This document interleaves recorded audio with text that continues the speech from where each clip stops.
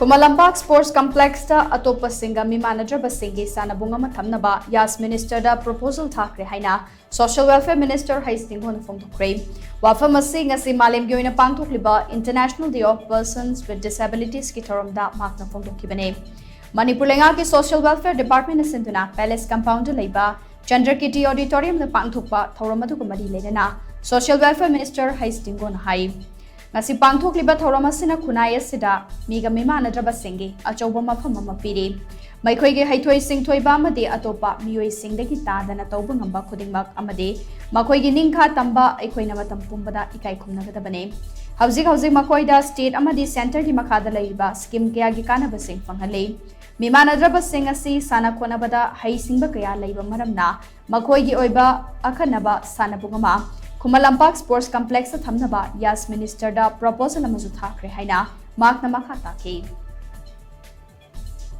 Maruina khoi haiba numit se da khoi lebaki adugumba yamna chiraba yamna ningning klauba tanjamo oitargasu khoigi leiriba khoigi disability singsigi yengjarakan da khoigi interest ta mokhoibu puning thogo chaboina ngasigi program se taimak fadana khoi pangthok chabni haidana I thamjage aduga maruina khoina sigi program sigi amna challenging oiba thoram ma hai targa ding si khoina disability singna sanaba drama amakak adi mahum morokana mahum morok haidana khoi leiriba khoi disability singsina participate tor kan khoina part lor kan da khoigi Maharaj Kula Chandragi adumba mana